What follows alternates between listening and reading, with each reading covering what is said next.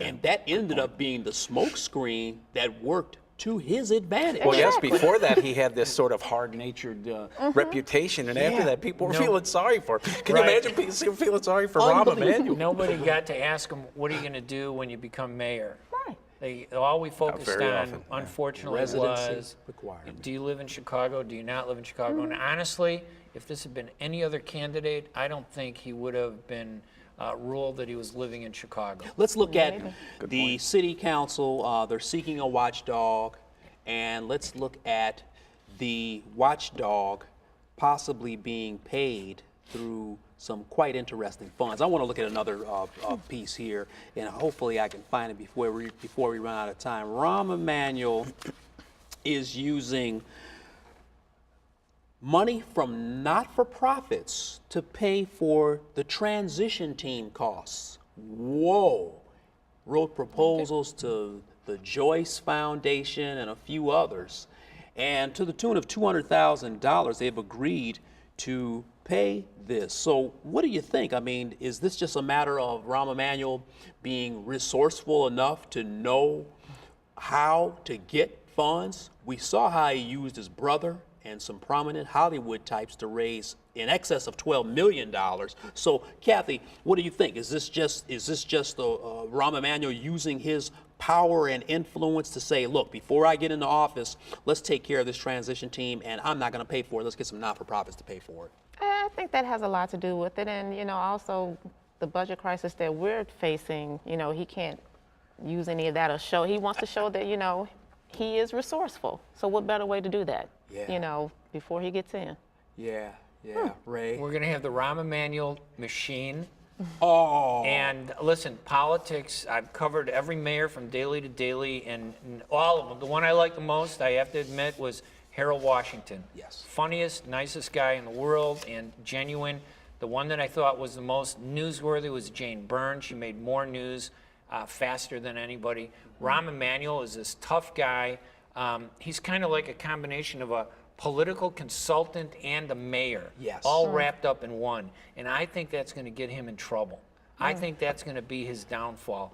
Most mayors daily, all of them, they always had a guy like Rahm Emanuel on the side telling what to do. And when something went wrong, that guy would be punished or they blamed them. This guy is the consultant and he's the mayor, and I think that it's going to be interesting to see what kind of city council. We are not going to have an independent city council. Okay. No mayor wants that. So strong mayor, weak city council. Even though on paper it's the other way around. Now, period, right? Listen, we have a weak city council now. Even if we had no mayor, they'd still be looking toward the mayor's seat to find out how to vote. Rahm Emanuel, I think he wants to get rid of. Well, he did. He floated that, and that is very interesting way to a very interesting opening gambit. 50 wards. I mean, talking to an alderman. Hi, I'm your new mayor, and I'd like to fire you. I'd like to get rid of you. What do you think about that? A gambit, isn't it? I think it's a great idea. Listen, because with the other big cities don't have nearly as many aldermen as we do. New York City has over 8 million people that live there. They have 51 aldermen. We have, what is it, 3? Not even quite 3, and we've got 50 aldermen?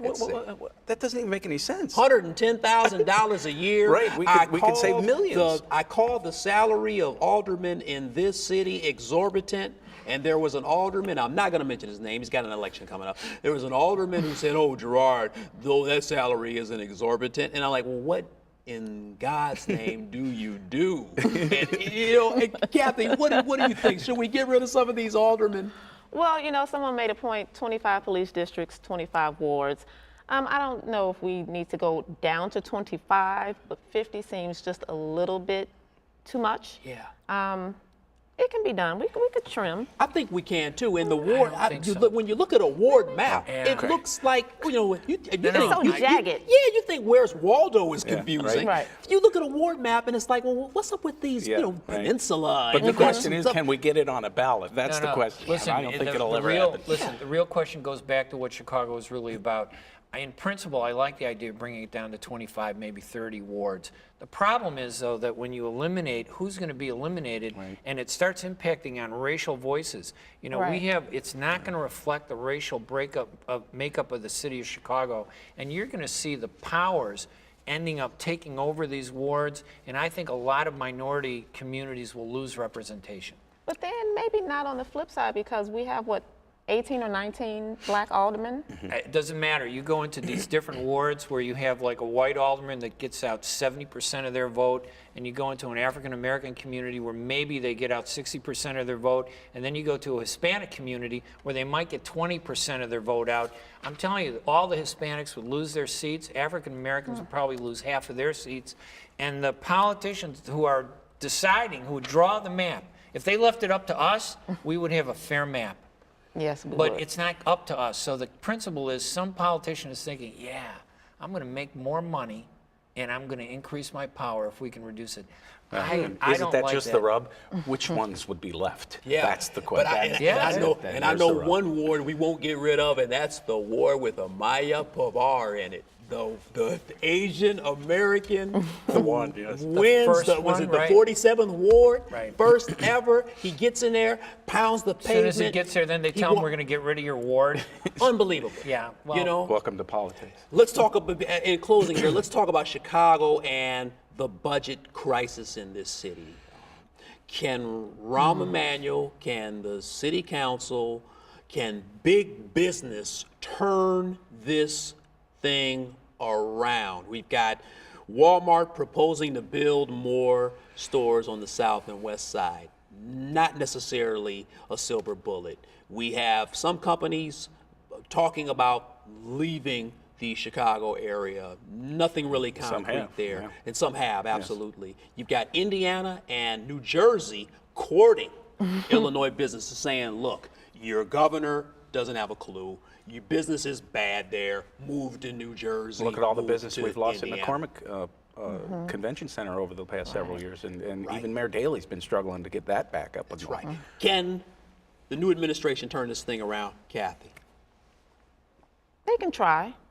It'll be hard. They're going to try it. Yeah. It will be hard. It'll be hard, and that we're going to see that they're putting forth the effort.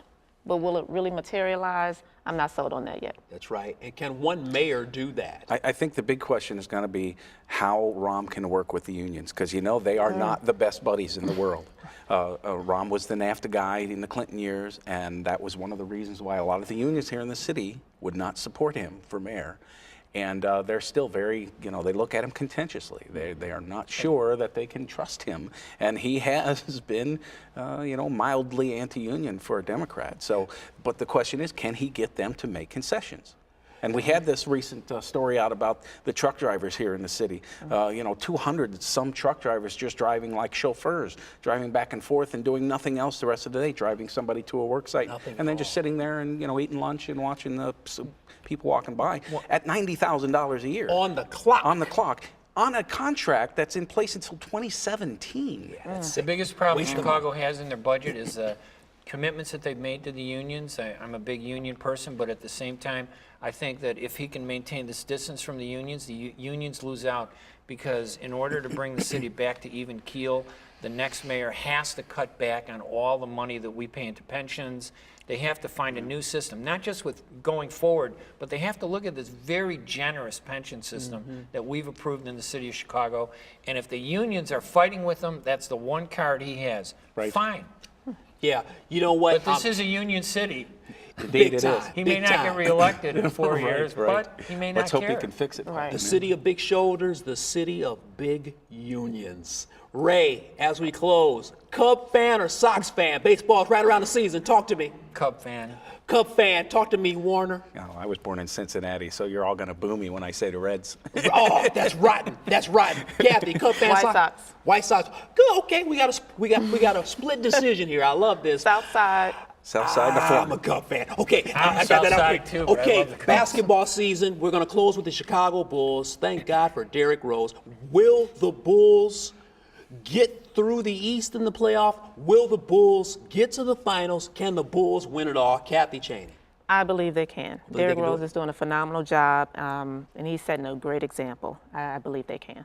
Talk Well, to I don't me. want to wait till next year, so let's do it. Oh yes, yes. Talk to me, Ray. I'm not a big sports fan, but I love to be there when they're winning, okay? I want to be at that final game. I want to be at the The championship. fair weather fan. Absolutely. Ray Bandwagon Hanley. jumping Ray. I'll be honest. I want to That's thank me. you guys for watching Off 63rd with Gerard McClendon, Ray Hanania. Thanks for being on the show. Kathy Cheney, we appreciate you. Thank you. Warner, Todd, Houston in the mix. Appreciate you guys. Also, hey, hit me on the web at www.off63rd.com. You can also send me an email, gerard@off63rd.com. Call me, 773-487-1352. That's Off 63rd Chicago, from the beach to the burbs for this evening. As I always say, I need you to keep your head up, stay positive, and always be encouraged. Good night.